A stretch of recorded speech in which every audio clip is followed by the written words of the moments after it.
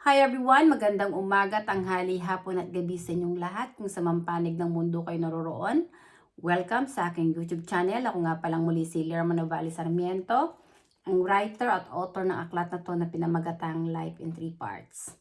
At sa araw na to, ang topic ko ay, alam mo ba na ang Espiritu Santo ang Diyos na buhay, nagbibigay ng buhay sa ating mga tao? Babasahan ko kayo ng talata na nasa saad sa Biblia para magbigay ng patotoo na tayong mga tao hindi nabubuhay para sa sarili lang natin. At ang may gawa ng ating buhay ay ang Espiritu Santo. Nasasaad sa unang Korinto, sa talata ng Korinto, Kabanata 6, versikulo 19 hanggang 20. Hindi niyo ba alam na ang inyong katawan ay templo ng Espiritu Santo na nasa inyo at ipinagkaloob ng Diyos sa inyo? Hindi niyo pag-aari ang inyong katawan sapagkat binili na kayo sa isang halaga. Kaya't gamitin ninyo ang inyong katawan upang maparangalan ang Diyos. Sinabi ni Kristo na ang tao ay hindi nabubuhay dahil sa tinapay lamang. Sinabi ni Kristo na dapat nating parangalan ang Diyos sa ating katawan. Ang katotohanan, si Kristo ay espiritu na nagkatawang tao lamang sa katawan ni Birheng Maria. Ang lumukob kay Birheng Maria para ipaglihis si Kristo at ipagbuntis si Kristo sa sinapupunan ni Birheng Maria ay mismo ang banal na espiritu, ang Espiritu Santo. Ang ama ni Kristo ay hindi tao. At si Kristo ay naging tagapagsalita ng Espiritu Santo para ipahayag ang katotohanan na templo ng Espiritu Santo ang katawan ng tao at tayong mga tao ay hindi nabubuhay dahil sa tinapay lamang o dahil sa ating sarili lang. Ang katotohanan, ang ating katawan kapag walang Espiritu ay patay at ang tao ay lumilisan dito sa mundo. At babasahan ko rin kayo ng isa pang talata na nasaad sa unang Korinto, Kabanata 6, versikulo 9 hanggang 10. Hindi niyo ba alam na ang mga makasalanan ay walang bahagi sa kaharian ng Diyos? Huwag niyong dayain ang inyong sarili. Ang mga nakikiapid, sumasamba sa mga Diyos-Diyosan, nangangalunya, nakikipagtalik sa kapwa lalaki o kapwa babae, magnanakaw, sakim, naglalasing, nanlalait ng kapwa, o mandaraya ay walang bahagi sa kaharian ng Diyos, sapagkat ito ay mga kasalanan na walang kapatawaran sa Espiritu Santo na nanahan sa katawan nating mga tao. Ang ating katawan ay templo ng Diyos, templo ng Espiritu Santo. Ang Espiritu Santo na nanahan sa ating katawan na hindi natin nakikita ng mata ay ang totoong Diyos Ama na nagsugo kay Kristo na siya ring amang espiritual ng ating kaluluwa. Ang nagbibigay ng buhay sa ating mga tao kung kaya din nabubuhay at umiiral dito sa mundo. At sa oras na umalis na ang Espiritu ng Espiritu Santo kasama yung ating kaluluwa sa ating katawan, tayong mga tao ay mamamatay. Ang ating katawan ay ibabaon lang yan sa lupa o susunugin. At yung ating kaluluwa, babalik yun sa Espiritu para humarap sa paghuhukom. Dahil templo ng Espiritu Santo ang ating katawan, dito sa lupa, kung naging gawa mo ay mangalunya, makiapid, magbenta ng aliw, pumatol sa kapwa mo lalaki, pumatol sa kapwa mo babae, sumamba sa Diyos-Diyosan, iduluhin yung mga bulaang propeta na itinataas ang kanilang sarili na sila ay amang espiritual, yung pagnanakaw, yung panlalait, yung nilalait mo ang kapwa mo dahil pinagtatawanan mo yung hitsura nito, honestly ang katawan ng ating kapwa, templo yan ng Espiritu Santo. So kapag nilait mo at pinagtawanan mo ang isang tao dahil sa hitsura nito, ang una mong nilalait dito honestly ang Espiritu Santo na nasa katawan noon. Dahil ang lumikha sa tao na yun ay ang Espiritu Santo. Yung katawan ng tao na yun ay templo ng Espiritu Santo. Ngayon, kung pagtatawanan mo yung kapwa mo, lalaitin mo, dahil sa itsura nito, una mong nililibak ay ang Espiritu Santo na lumikha sa kanya, sa tao na yon. Kaya yon, yung mga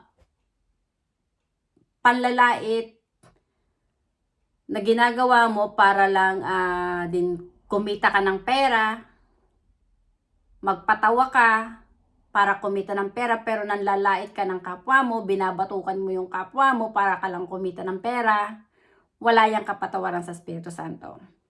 Honestly, tayong mga tao, dapat nating pag-aralan na ang may hawak ng buhay natin ay ang Espiritu Santo. At sa bawat gagawin natin sa ating buhay, dapat nating unahin ang Espiritu Santo. Kung ang gagawin natin ay masama, na ikagagalit ng Espiritu Santo. Honestly, yung mga pangangalunya, pakikiapid, pagpatol mo sa kapwa mo lalaki o pagpatol mo sa kapwa mo babae, pagsamba sa Diyos-Diyosan, which is na binanggit ko sa talata doon sa unang Korinto, kabanata 6, versikulo 9 hanggang 10, yung mga naglalasing, yung mga nagdodroga, kabilang yan. Kasi ang droga, mas matindi yan. Kasi yung mga tumitira ng droga, pag high on drugs sila, nalilimutan nila yung sarili nila. Mismong kahit kapatid, magulang, tiyahin, lola, pag naisipan nilang gagahasain nila. Yung katawan ng tao ay templo ng Espiritu Santo. So, dapat lagi nating isaalang-alang nang may pag-aari ng ating katawan ay hindi tayo kundi ang Espiritu Santo. Ang Espiritu Santo ang ating Diyos. Siya yung may hawak ng buhay natin. Siya yung Alpha at Omega. So pag gumawa ka ng kasalanan sa Diyos, gumawa ka ng kasalanan sa iyong kapwa, ang Espiritu Santo ang una mong winawalang hiya. Kapag inibig mo ang Espiritu Santo, matatakot kang gumawa ng kasalanan. Magpapasakop ka ngayon sa Espiritu Santo dahil para wag kang makagawa ng kasalanan na labag sa kautusan ng Espiritu Santo. So ang Espiritu Santo ang magtuturo sa iyo na maglakbay ka sa Espiritu at katotohanan. Kailangan mong sabihin ay ang katotohanan. Kung ikaw man ay magsalita ng katotohanan, sa tingin ng iba, nililibak mo, nilalait mo yung tao na yon.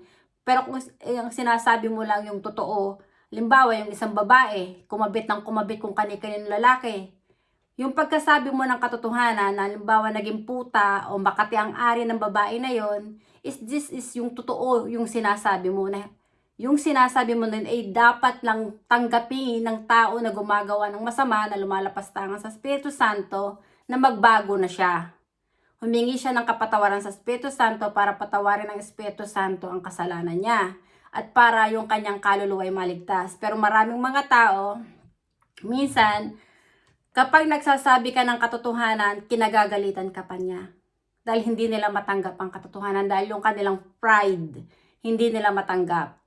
Honestly, kung babasahin mo ang Biblia, hindi gusto ng Panginoon yung pride. Galit ang Panginoon sa pride dahil ito ngay mataas, mayabang, at ayaw magpakumbaba. Ugali ng tao kapag mataas ang pride, hindi niya tatanggapin ang kanyang kamalian.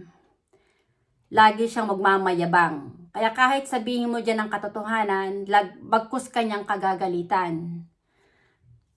Honestly, tayong mga tao, hindi tayo mabubuhay, hindi tayo iiral dito sa mundo kung walang presensya ng Espiritu Santo. Ang Espiritu Santo, ang Diyos Ama na pinahayag ko dito sa aklat na to, na siyang Ama ni Kristo na nagsugo kay Kristo.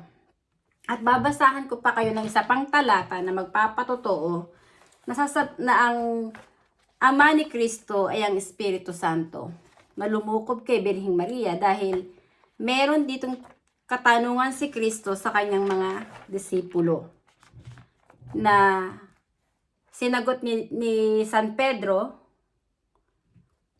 ni Pedro, yung si Simon Pedro, na sinabi niya na si Kristo ay Mesiya.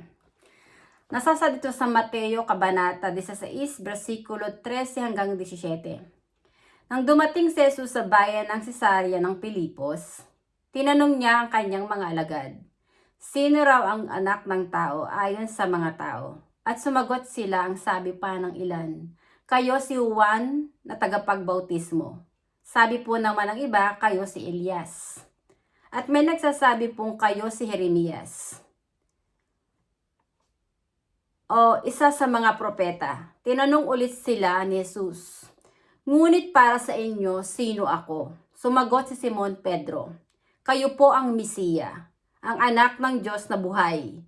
Sinabi ni Jesus, "Pinagpala ka, Simon, na anak ni Jonas, sapagkat ang katotohanan ito'y hindi inihayag sa iyo ng sino mang tao, kundi ng aking Ama na nasa langit." Honestly, si Kristo ay Espiritu, na pinanganak sa Espiritu ng Espiritu Santo na nagkatawang tao lamang sa katawan ni Birheng Maria. Ang lumukob kay Birheng Maria ay ang Espiritu Santo, ang banal na Espiritu, na siyang nananahan sa katawan ni Kristo. Dahil yung katawan ni Kristo, templo ng Espiritu Santo. Tulad nga ng binasa ko sa talata ng Korinto, Kabanata 6, versikulo 19 hanggang 20, sinasabi dito, "Hindi nyo ba alam na ang inyong katawan ay templo ng Espiritu Santo?" So si Kristo, alam niya sa puso niya na hindi siya nabubuhay para sa sarili lang niya. Ang presensya ng Espiritu Santo ay nananahan sa kanyang katawan at ang Espiritu Santo ang tumawag kay Kristo para magsalita patungkol sa Espiritu Santo para magpahayag ng katotohanan. Na ang Espiritu Santo lang ang dapat nating sambahin sa ating katawan, na siyang ating Amang Espiritual at Diyos Ama na nagbibigay ng buhay sa atin, dahil ang Espiritu Santo ang Diyos na buhay na may pag-aari ng katawan at kaluluwa nating mga tao, ay hindi natin kayang linlangin. Alam ng Espiritu Santo kung nakikiapid ka, kumakabit ka kung kani-kanino, sumasamba ka sa rebulto, santo-santo at Diyos-Diyosan. Alam ng Espiritu Santo kung iniidolo mo yung mga pari dito sa lupa, na siyang iyong amang espiritual. Alam ng Espiritu Santo kung nagnanakaw ka o naninirang puri ka sa iyong kapwa ng walang katotohanan. Alam ng Espiritu Santo kung halimbawa nagpalaglag ka, nagpa-abort ka ng bata. Alam lahat ng Espiritu Santo ang ginagawa nating mga tao, wala tayong tatago. Dahil templo ng Espiritu Santo ang ating katawan. At ang Espiritu Santo ang nagbibigay ng buhay sa atin. Siya yung lumikha sa atin. Siya yung amang espiritual ng ating kaluluwa. Ang ating kaluluwa at ang Espiritu Santo parati ang magkasama. Kung wala kang relasyon sa Espiritu Santo, malilinlang ka ng demonyong si Satanas para lapastanganin ng Espiritu Santo na nasa katawan mo na siyang iyong Diyos Ama. At kapag nalinlang ka ng demonyong si Satanas, mamumuhay ka na ang gagawin mo yung mga magkakapagpasaya sa iyong laman. Yung magbibigay sa iyo ng pansamantalang saya sa iyong katawan. Tulad ng mga bakla, pumapatol sila sa kapwa nila lalaki. Namuhay sila sa kasinungaling at pagkukunwari. Yung kanilang sagradong tahanan, yung ng Espiritu Santo, yung katawan nila na sagradong tahanan ng Espiritu Santo, binababoy ng mga bakla na pumatol sila sa kapwa nila lalaki para lapastanganin ang Espiritu Santo na nasa kanilang katawan. Yung katotohanan kung paano sila nilikha ng Espiritu Santo, hindi nila tinanggap yun. Namuhay sila sa kasinungaling at pagkukunwari. Kaya sinabi ni Kristo ng sinungaling ay anak ng demonyo. Honestly, ang mga bakla at tomboy, wala yung puwang sa langit. Nasasaad na nga yun, di ba? Nakasasaad mismo sa Biblia. Sa unang Korinto, Kabanata 6, versikulo 9 hanggang 10, babasahin kong muli sa inyo. Hindi nyo ba alam na ang mga makasalanan ay walang bahagi sa kaharian ng Diyos? Huwag nyong dayain ang inyong sarili. Hindi natin kayang lukuhin ng Espiritu Santo na nasa ating katawan. Nasasaad dito, ang mga nakikiapid, sumasamba sa mga Diyos-Diyosan, nangangalunya, nakikipagtalik sa kapwa lalaki o babae, nagnanakaw, sakim, naglalasing, nanlalait ng kapwa, o nandaraya ay walang bahagi sa kaharian ng Diyos, sapagkat ito ay mga kasalanan na walang kapatawaran sa Espiritu Santo na nanahan sa katawan nating mga tao. Wala tayong itatago sa Espiritu Santo. Dito sa mundo, walang relihiyon na makakapagligtas sa iyo kung hindi mo sasambahin at iibigin ang Espiritu Santo ng higit sa lahat, na siyang iyong Diyos. Unang kautusan, ibigin mo ang Diyos ng higit sa lahat. Ang Espiritu Santo na nasa ating katawan, ang totoong nag-iisang Diyos na may pag-aari ng katawan at kaluluwa ng buong sangkatauhan. Ang Espiritu Santo ang Diyos na buhay, ang nagbibigay ng buhay sa ating mga tao. At ang Espiritu Santo ang aalis sa ating katawan, kasama yung ating kaluluwa, kung kaya tayo mamamatay at lilisan dito sa mundo. At ang Espiritu Santo maghuhukom sa ating kaluluwa. Sinabi nga ni Kristo na ang kasalanan na walang kapatawaran ay kapag nilapastangan mo ang Espiritu Santo. Sinabi ng Panginoon, ang sino mang sumira sa aking templo ay wawasakin ko rin. Kaya hinihikayat ni Kristo ang mga tao na mag-repent. Huwag nang gumawa ng kasalanan laban sa Espiritu Santo na nasa ating katawan. Ang mission ko ay ipakilala ng Espiritu Santo na nasa ating katawan ang nag-iisang Diyos Ama na may pag-aari ng ating buhay. Ay ang siyang babalik na sinabi ni Kristo na parang magnanakaw at walang nakakaalam kundi tanging ang Ama lang. Kapag ipinanganak ka na sa Espiritu at tinanggap mo ang Espiritu Santo, kilala mo sa puso mo na ang Espiritu Santo ang Diyos Ama. So ang Espiritu Santo ang magpapakilala sa iyo na siya yung ama mo, na amang espiritual, na siyang iyong Diyos na nagbibigay ng buhay sa iyo. Ngayon, kapag tinanggap mo na ang Espiritu Santo, binigyan ka na ngayon ng talento ng Espiritu Santo para maging katulad ni Kristo na magpahayag din ng katotohanan. Ang layunin mo, manghuli ka rin ng kaluluwa ng kapwa mo, na hikayatin mo ang kaluluwa ng kapwa mo na sambahin ang Espiritu Santo sa kanilang katawan. Honestly, marami akong mga tao na sinasabihan na mahalin mo ang iyong kaluluwa. Pahalagahan mo yung iyong kaluluwa dahil ang kaluluwa mo ang buhay mo. Kapag hinukuman ka, ang kaluluwa mo ang huhukuman base sa iyong mga gawa at pananampalataya. Yung sinasabihan kong tao, napipikon sa akin dahil sinasabi niya, sino ako para magsabi ng gano'n? Well, alam ko nangangalunya siya. Kumabit siya. Alam kong kumabit siya. Sinabihan ko siya na pahalagahan mo yung kaluluwa mo. Alam kong napikon siya sa akin dahil hindi niya matanggap ang katotohanan. Pero ang layunin ko, pahalagahan niya yung kaluluwa niya dahil para yung kaluluwa niya ay maligtas. Pero siya patuloy pa rin sumasamba rin sa mga rebulto, santo-santo na Diyosan. Iniidolo yung mga pare. Which is hindi naman kayo maliligtas na mga pare. Honestly, nasasabi sa Biblia. Ipinagbabawal ng Diyos ang sumamba ka sa Diyos-Diyosan. Sa banal na kasulatan na minasasaad dito sa Matthew chapter 23 verse 9. Do not call anyone father here on earth, for there is only one Father, and He is in heaven. Ang ibig sabihin dito ng Panginoon, huwag mong tatawagin ang sino mang tao dito sa lupa na iyong amang espiritual. Yung father mo na amang espiritual. Dahil iisa lang ang amang espiritual. Ang Holy Father na yon ay ang Holy Spirit lang na nasa langit. Ang Ama ni Kristo na nasa langit ay ang Espiritu Santo. Yun yung lumukob kay Birheng Maria. At yun yung maghuhukom sa ating kaluluwa. At kung hindi natin sinamba ang Espiritu Santo na siyang ating amang espiritual at Diyos Ama na nagbibigay ng buhay sa atin, hindi tayo patatawarin ng Espiritu Santo. At kapag hindi ka pinatawad ng Espiritu Santo, alam mo kung saan pupunta ang kaluluwa mo, sa impyerno. Dahil yung mga kaluluwang suwail na lumalapastangan sa Espiritu Santo, wala yang puwang sa langit. Kaya hinihikayat ni Kristo ang mga tao na magsisi at magbalik loob sa Espiritu Santo. Ang mission ko, hikayatin din ang mga tao na tanggapin ang katotohanan sa mga aral ni Kristo na templo ng Espiritu Santo ang ating katawan at ang Espiritu Santo na nahan sa ating katawan, ang siyang totoong Diyos Ama ng ating kaluluwa na nagbibigay ng buhay sa atin na yung Alpha at Omega, na siyang aalis sa ating katawan kasama ang ating kaluluwa kung kaya tayo mamamatay at lilisan dito sa mundo. At ang Espiritu Santo rin ang maghuhukom. At maliwanag na sinabi ni Kristo ng kasalanan na walang kapatawaran ay kapag nilapastangan mo ang Espiritu Santo. At hindi lahat ng tumatawag sa Diyos ay maliligtas. Honestly, narito na tayo sa huling panahon.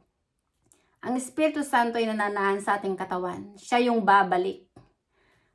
Siya yung may pag-aari ng ating buhay. Maraming mga taong sarado ang kanilang puso't isipan na hindi nila nakikita ang katotohanan ng Espiritu Santo ang may hawak ng buhay nila. Kaya patuloy pa rin silang gumagawa ng kasalanan laban sa Espiritu Santo.